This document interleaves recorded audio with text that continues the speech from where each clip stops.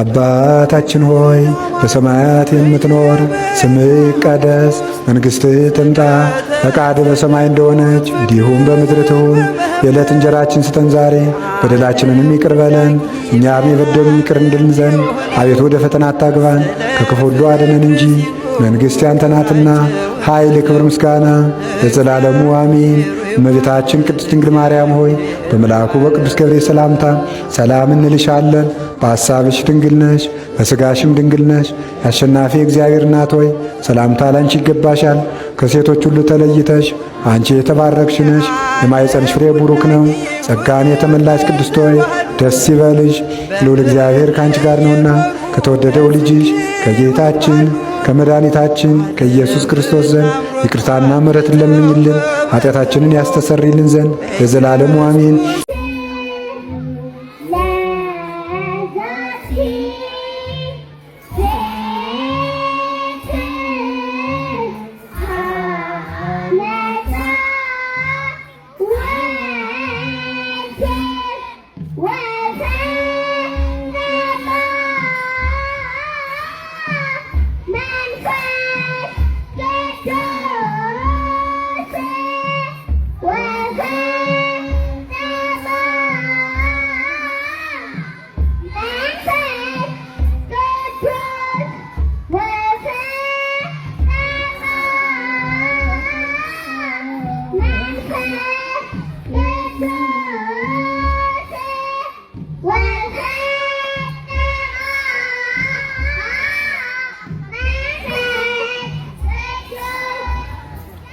ቸሬ አረ አዲስ ነገር እኮ መጣ። አንተ ምንድን?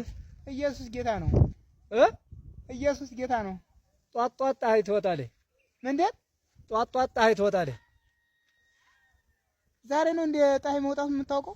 አንተስ ኢየሱስ ጌታ መሆኑን ዛሬ ነው የምታውቀው? ሰላም የተዋህዶ ልጆች፣ ህዝበ ክርስቲያኖች በሙሉ እንዴት ናችሁ? ባላችሁበት ሰላም ክርስቶስ ይብዛላችሁ። ዴቭ ሙለር ነኝ። ኦልሞስት ለአንድ ዓመት ከ7 ወር ያክል ከዓይናችሁ ተሰውሬ ቆይቻለሁ። የአቡነ ገብረ መንፈስ ቅዱስ አምላክ የድንግል ማርያም ፍሬ መድኃኔ ዓለም ኢየሱስ ክርስቶስ ክብሩን ሁሉ ይውሰድና ድጋሚ በፊታችሁ ቆም ዘንድ ሆኗል። ከዚህ በኋላ በሚኖረኝ ቲክቶክ ቆይታዬ ለአቡነ በሆነው በዚህ በአቦ ሚዲያ ከናንተ ከተዋህዶ ልጆች ጋር አብረን የአቡነ ገብረ መንፈስ ቅዱስ አምላክን የድንግል ማርያም ፍሬ መድኃኔ ዓለም ኢየሱስ ክርስቶስን የምናገለግለው ይሆናል። ይህንን የአቦ ሚዲያን ከፍ እናደርገው ዘንድ በትህትና ጠይቃቸዋለሁ። የተዋህዶ ልጆች ሁላችሁም ይህንን ቪዲዮ ሼር በማድረግ የአቦ ሚዲያን ከፍ አድርገን እግዚአብሔር በአቡነ ላይ አድሮ በቅዱሳኑ ላይ አድሮ የሚሰራውን ድንቅ ሥራ ዕለት ዕለት እንናገር እንመሰክር ዘንድ አሁንም በትህትና ጠይቃችኋለሁ። ሰላማችሁ ይብዛልኝ። እጅግ ናፍቃችሁኝ ነበር። ከዚህ በኋላ ግን ያው በደንብ ላገኛችሁ ነው ማለት ነው። ሞት የሚያስፈነድቃቸው ሰቆቃ የሚያስጨፍራቸው መሪዎች አሉን። ለመግደል ደግሞ ከላይ እንዳልነው የመግደያ ልዩ ኮርስ ሰጥተው እየገደሉ ነው።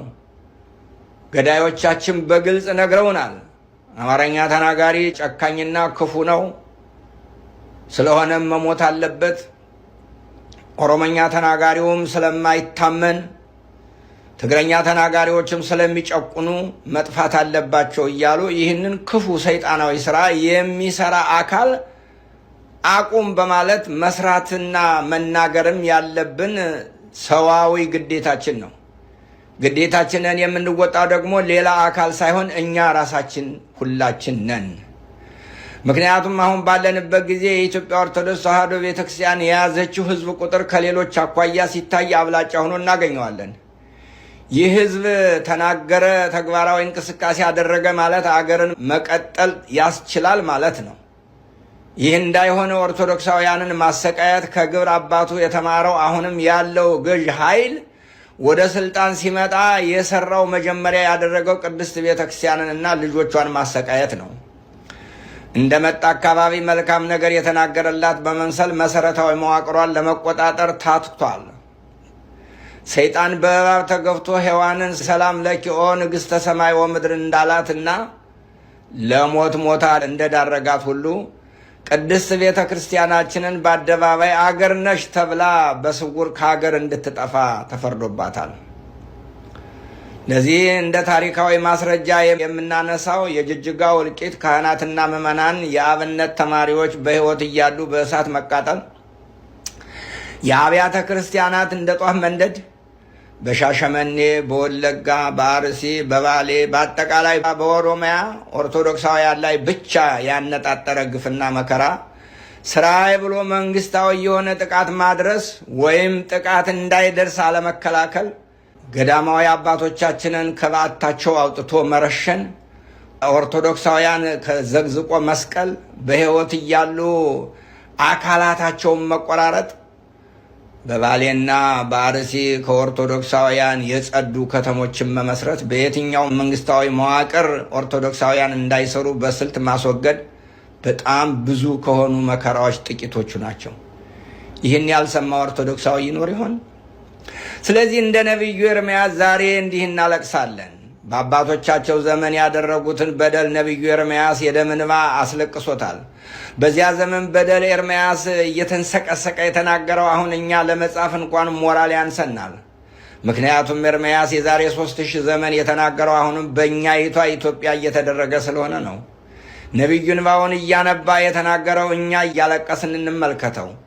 ተወግተው ስለሞቱ ስለ ሕዝቤ ሴት ልጆች ሰዎች ሌሊትና ቀን አልቅሱ። አለቅስ ዘንድ ራሴ ውሃ ዓይኔም የእንባ ምንጭ በሆነልኝ። ስለታረዱ ወገኖች ቀንና ሌሊት አለቅስ ዘንድ ምነው ራሴ የውሃ ምንጭ በሆነ፣ ምነው ዓይኖቼ የእንባ መጉረፊያ በሆኑልኝ ይላል በሌላው አዲስ ትርጉም። ነቢዩ እንዲህ ያነባበትን ምክንያት በተሰበረ ልብ በምሬት ሆኖ ይናገራል። ከዛሬ 3000 ዓመት በፊት የተፈጸመና የተነገረ ታሪክ ዛሬ ላይ ምን ይጠቅማል የሚል ጥያቄ አይጠፋም ይሆናል። የኛ መልስ ደግሞ ከዛሬ 4 ኪሎ እየተደረገ አይደለምን? በአጉል ንግግር ለምትሞግቱኝ ደግሞ እንዲህ አስረግጣለሁ። የአሁኖቹ መሪዎቻችን ሊያርዱህ ቢላዋ አዘጋጅተው በእውነት እኔ እንዳንተ ያለ የማከብረው ሰው በዓለም ላይ የለም ይሉሃል። በመጨረሻ አርዶ ሲጥልህ እያየ የሚስቅብህ አብሮ የሚሰራው እሱ ነው። ነገር ግን ዛሬ ይህ በእኛ እየተከናወነ አይደለምን? በምድራችን የለም አይደረግም ብሎ ሊከራከር የሚችል አለ? ይህስ ያላስለቀሰ ምን ያስለቅሳል? እረ በቃን ወገኖቼ፣ እረ ይብቃን ወገኖቼ። ሁላችን እንተባበር። የደጋጎች አባቶቻችን አምላክ በሰማዕትነት ያረፉትን ገዳማውያን አበውን፣ በሃይማኖታቸው ምክንያት የሞት ጽዋ የተጎነጩት ካህናትን፣ ምዕመናንንና ለጋ ወጣቶችን፣ ሕፃናትን የሕፃናትን ነፍስ እረፍተ መንግሥተ ሰማያት ይስጥልን እያልኩና እየተማጸንኩ በደረሰውና እየደረሰ ባለው ሞት፣ መከራ፣ ረሃብና ስደት የተሰማኝን ልባዊ ሐዘን እገልጻለሁ። እግዚአብሔር አምላካችን ከዚህ መከራ ይጠብቀን። የቅዱሳን አማላጅነትና ረድኤት በአገራችንና በምድራችን ይሁን።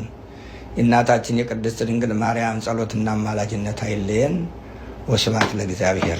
ከ100 ሺህ በላይ ግብረ ሰዶማውያን ኢትዮጵያ ውስጥ አሉ። ኢትዮጵያውያን እምነት ያላቸው ከ98% በላይ አማኝ ሀገር ናት የምትባለው ኢትዮጵያ ውስጥ ግብረ ሰዶማውያን ኢትዮጵያ ውስጥ አሉና የመምህር መታሰብ ይህንን ነገር በግንባር ቀደምነት በብቻቸውን ማለት በሚባልበት ደረጃ እየተጋፈጡ እየተዋጉ ያሉትን ይሄንን ሂደት የእሳቸው መታሰር ግን ይሄ ነገር ሙሉ ለሙሉ እንዲስፋፋ እንደሚያደርግ ነው እኔ የሚሰማኝ። ምሰሶ ሲፈርስ እንዴት ነው ቤት ያለ ምሰሶ እንደማይቆመው የዚህ ሐሳብ የጸረ ግብረ ሰዶማውያንን መቃወም ሐሳብ መምህር ናቸው። ምሰሶ መስራቹን ፕሬዚዳንቱም እሳቸው ናቸው።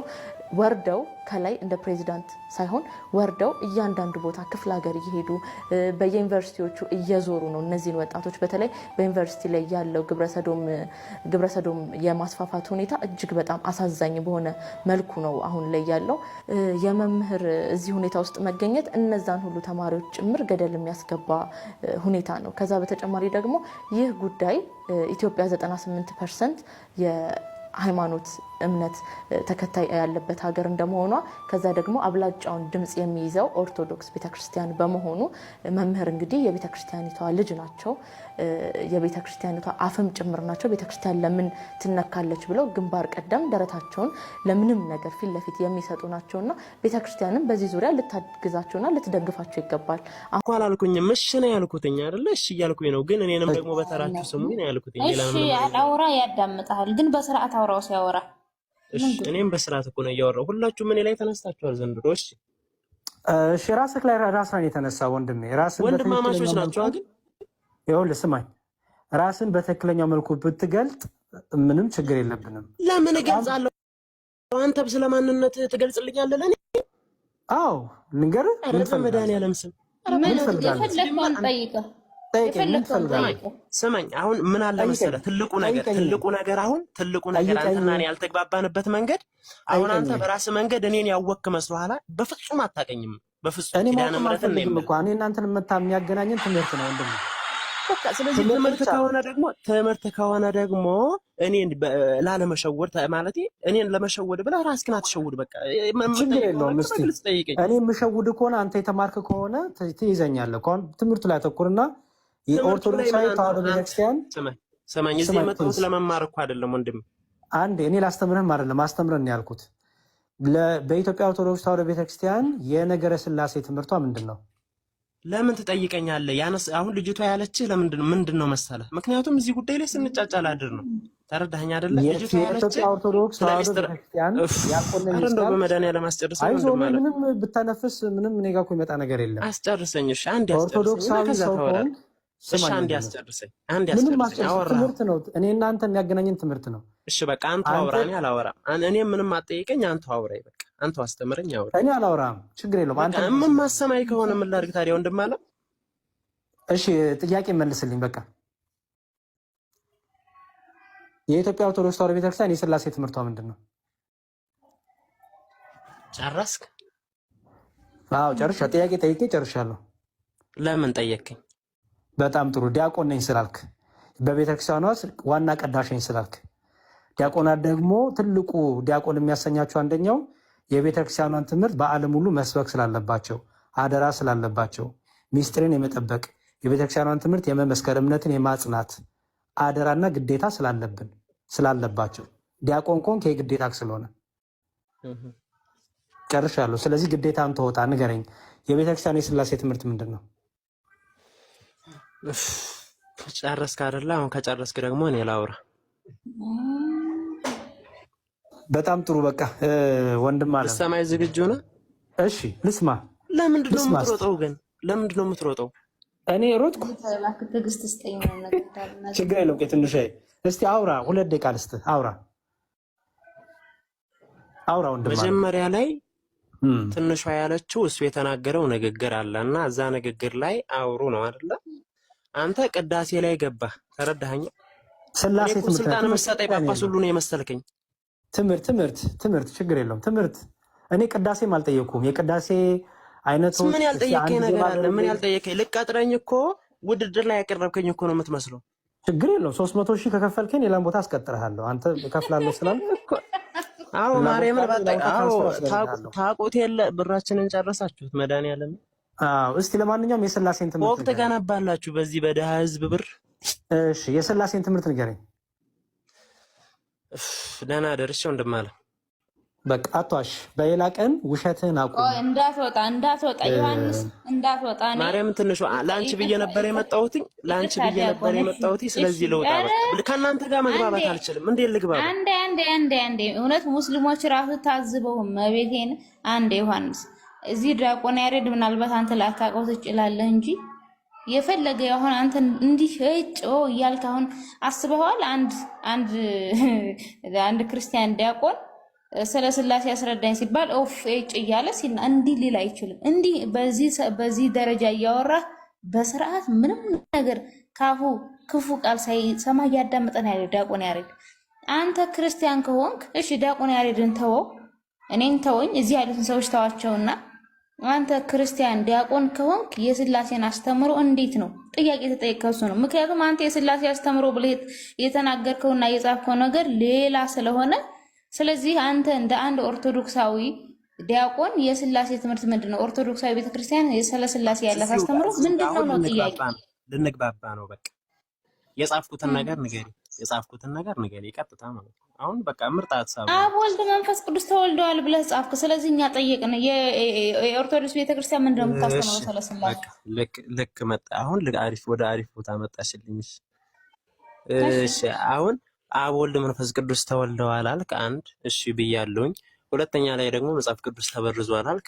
አዎ ብያለሁኝ። አሁን ስለሱ አላነሳው። መጀመሪያ ስላሴን እንጨርስ። ዮሐንስ ኧረ ተው አትረብሽተው። እንደው ሙስሊም ብትሆንም እንኳን በስርዓት ቢያንስ አውራ። ሙስሊም ብትሆን ወከረኝ። እሺ የስላሴን ትምህርት ንገረን ፕሊዝ ወንድማችን። ይኸውልህ አሁን ዲያቆን ነኝ፣ ስማኝ። እኔ ዲያቆን ነኝ። ኦኬ በሊቀ ዲያቆንነትም ደረጃ ነው የማገለግለው።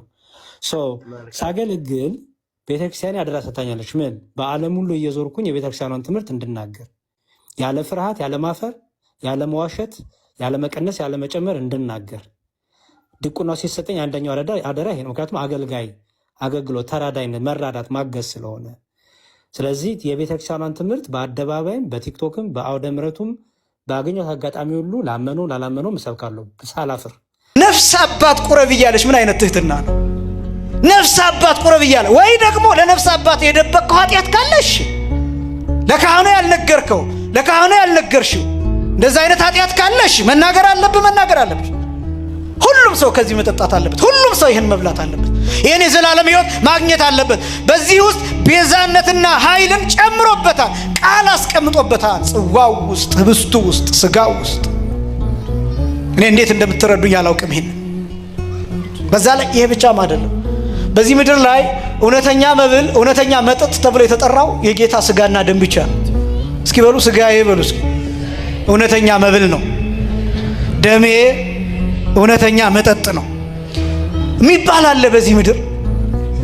እውነተኛ የሚባል ምግብ፣ እውነተኛ የሚባል መጠጥ አለ እዚህ ምድር ውስጥ። የማትሞቱበት ምግብ፣ ህይወት የምታገኙበት ምግብ፣ የማትታመሙበት ምግብ፣ የማትራቡበት ምግብ፣ ረሃብን የሚያስወግድ ምግብ፣ ጥምን የሚያስወግድ ለዘላለም እንደዚህ አይነት መጠጥ በዚህ ምድር ታውቃላችሁ ወይ?